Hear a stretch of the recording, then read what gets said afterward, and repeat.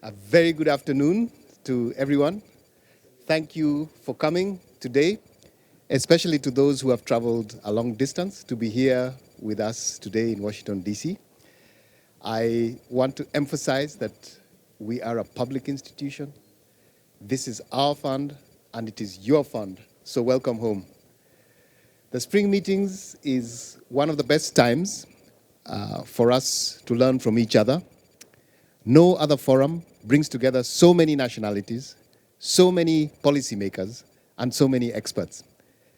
We are at a critical moment in world history with frequent shocks and heightened uncertainty, geopolitical tensions, inflation, and the very real challenges that climate change presents to us and all of its consequences. Now, more than ever, is when we must do the work that matters, the research that moves the needle. And in that context, I am thrilled to introduce some of the best research in the IMF. Over the next 2 days, you will hear from our young professionals who are at the forefront of shaping future policies through their research. The presentations are particularly pertinent, focusing on key topics such as industrial policy, taxation, education, climate, labor, and housing markets. All of these issues are very relevant for all of our members, whether they be advanced or emerging or low-income countries. And I want to encourage you to attend as many sessions as you can. And please, please ask questions. These analytical corners are meant to be an interaction between you and the speakers and all of us. So thank you, and I hope you have a very productive spring meetings in Washington, D.C. this week. Welcome.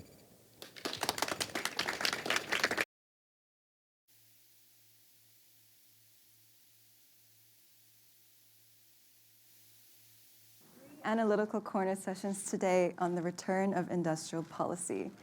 My name is Salsa Mazlan. I'm with the Communications Department here at the IMF, and I'll be moderating for today. Before we get started, just a few housekeeping rules. Please make sure your phones are on silent. And we will have a 10-minute presentation by my colleagues Adam Jakubik and Lorenzo Rotuno, followed by a 15-minute Q&A session. It's great to see such a full room, so let's give a warm welcome to Adam and Lorenzo.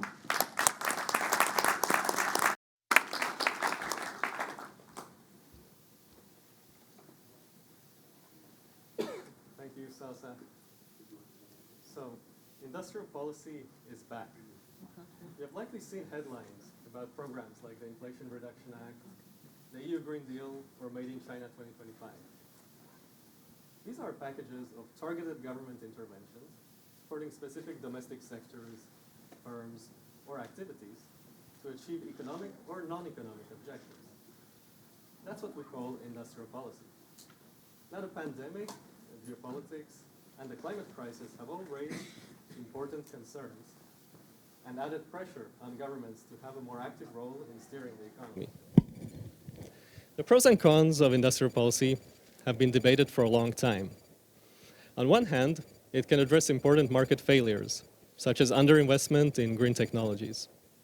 But it is also costly and may introduce distortions like rent-seeking.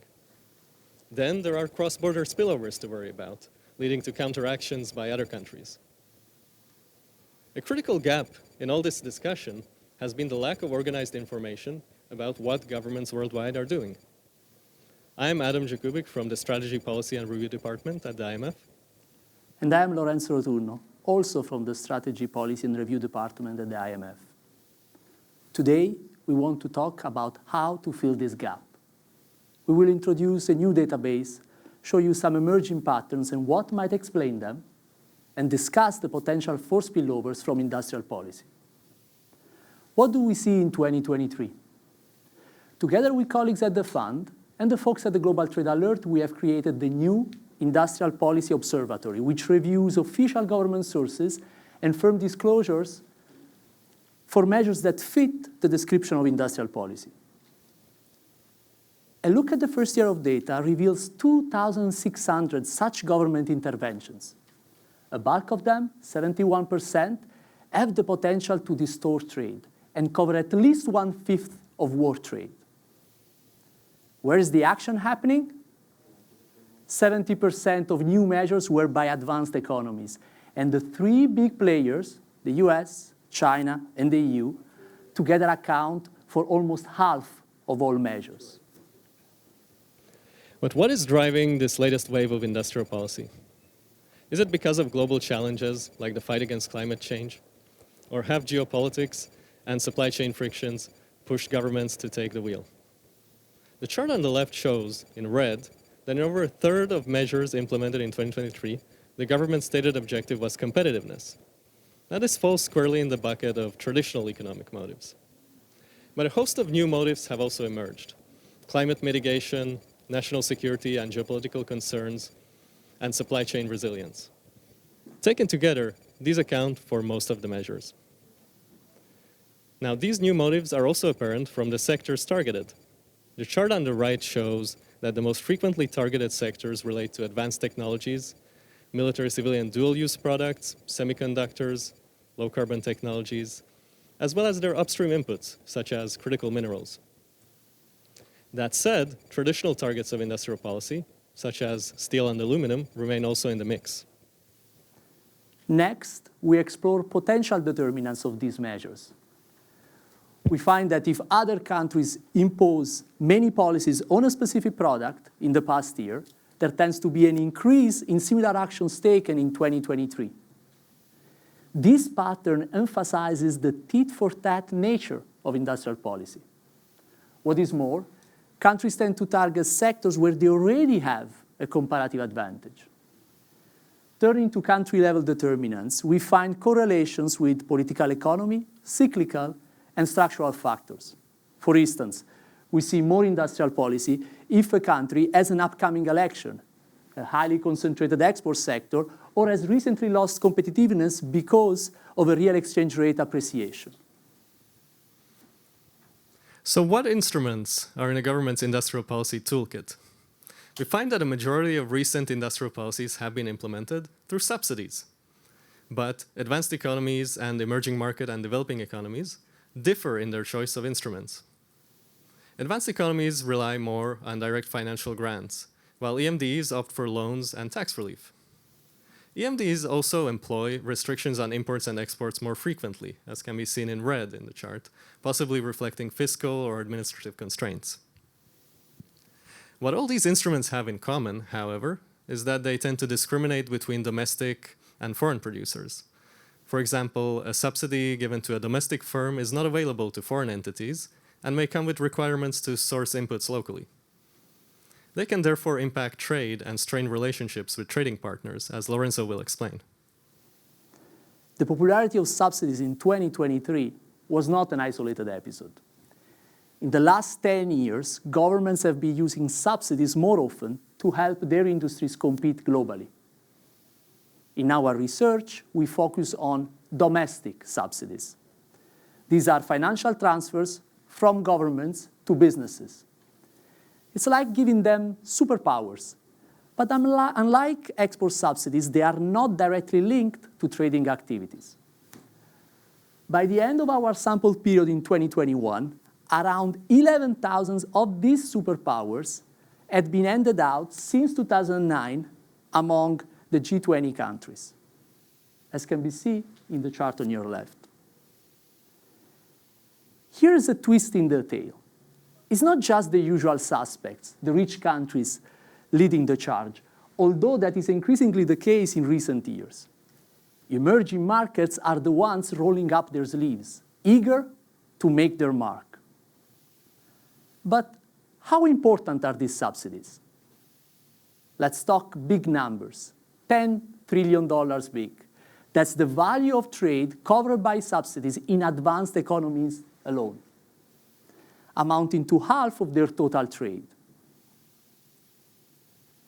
Diving deeper, we didn't stop at counting subsidies. We explored their ripples across the global trade pond. These financial stones alter the currents, changing how and what countries trade. The result? Exports of subsidized products from G20 economies are found to grow 8% more than other products. Moving to the other chart on your right, this translates into a boost of $100 billion in their export value from 2009 to 2021.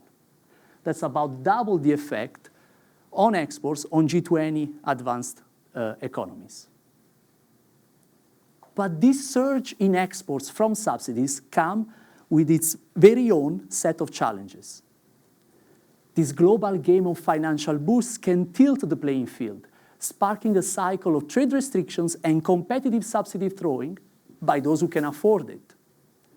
As these distortive policies can destabilize the multilateral trading system, the key question is, how do we balance this game, ensuring it fosters cooperation and efficiency rather than conflict?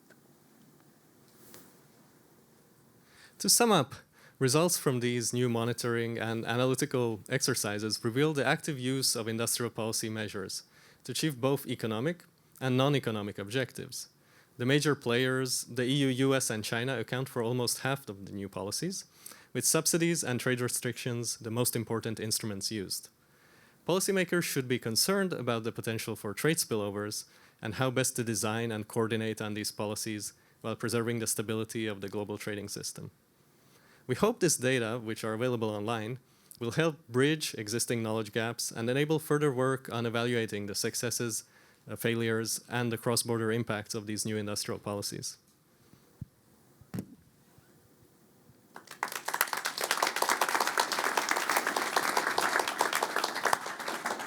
Great, thank you so much, Adam and Lorenzo. Now we'll open the floor up to some questions. If you'd like to ask a question, please raise your hand. We have someone in the audience with a microphone who will come to you. Any takers right now? Yes, can we get the gentleman here? Please state your name, your affiliation, and do keep your questions short. I'm Marvin Taylor Dormon with the AIIB, Asian Infrastructure Investment Bank. I find this fascinating that at the IMF, we are listening to this presentation on industrial policy. Many of us, I'm sure that's why this room is full, many of us have been seeing this happening. But the discourse of our organizations, including the IMF, has been against this, against industrial policy. So my question to you is the rhetoric, the message, the advice changing in IMF now?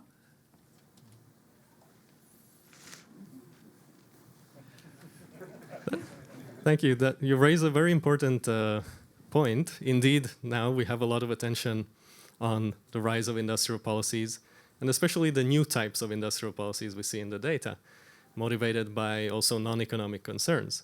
Now, it is true industrial policies have been around for a long time. The fund's view, I don't think, is something that we touched upon on these papers, but we have a new policy note also on the topic, which came out recently, on how these industrial policies are considered in the fund surveillance. I don't think there's anything new. It's applying existing guidance on basically on dealing with industrial policies, because the measures in industrial policies are, fiscal measures, things that have macroeconomic impacts, and those fall under, IMF surveillance.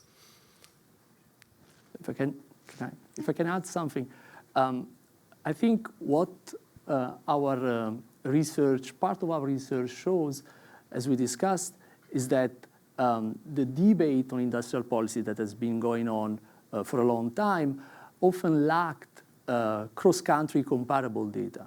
And so I think a key contribution that we are trying to make here with this new industrial policy observatory is to provide factual data that can be compared across countries and over time, so that people, not only at the IMF, but in other policy institutions, academia, can use those data to actually move the debate forward based on factual evidence. And I'll just add really quickly, along with the papers here, we have Fiscal Monitor Chapter 2 on our imf.org website, as well as a blog that goes into much further detail on these considerations that policymakers should be taking when considering industrial policy. Any other questions? Yes, could we get this lady at the front? Please again state your name, your affiliation, and your question. Thank you so much. Glada Lund from the Environment and Society Centre at Chatham House in London. Thanks for a great presentation. I think a lot of these decisions are coming in the context of the expectation of global economic transitions and some concerns around those, right? But I wondered, have you looked into the extent to which policies might breach WTO rules and whether there was an upsurge in cases there? So we haven't looked into the data on WTO rules. As you know, there are some challenges. The WTO is basically in the process of reform at the moment. So we haven't looked into the data on whether there was an uptick in cases. But you raise an important point that these subsidies have cross-border impacts. They have spillover effects. And we need international cooperation to deal with that. Thank you. Yeah, but on this point, it's one of the key findings of our research is that these subsidies can have important spillovers through trade. And so if we think about the WTO as an institution whose one of the objectives is also to monitor these cross-border spillovers, that's definitely something that we find here. We find significant effects on exports and imports, especially for emerging economies.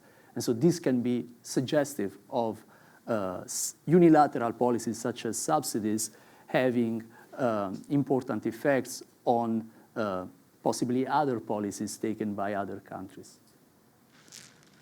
Great. Could we have the gentleman in the white blazer? Thank you very much. Richard O'Sullivan, Change Management Solutions. I'm curious as to what you plan to do with this, looking at knock-on effects.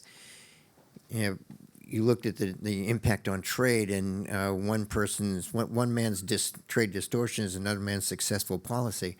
So are you planning to look at next the impact on innovation, and lack thereof, or inflation or pricing, and lack of competition, to explain what the outcome of these are? Thanks for the question. The key point of our research, as you rightly summarized, for the time being, is looking at the trade spillovers of subsidies. We focus on subsidies as the main instrument of industrial policy, but of course, similar approaches can be adopted for other type of industrial policy. And this is true that this is just like kind of a scratch at the surface, in the sense that there is indeed a lot more work that can be done using these NIPO data on the spillovers through other channels. Can be fiscal policy, can be also monetary policy. We can also use this data to address kind of the traditional question of what is the effectiveness of these policies relative to not only efficiency, but also relative to the stated motive of the governments, because this is also a source of information that we have in this data. So definitely that is something that not only us, but also, as I said, people within the fund and outside the fund can do, because these data are publicly available. Thank you. Yes, could we go to the gentleman with the green collar? Or here, right here, in the front row. Thank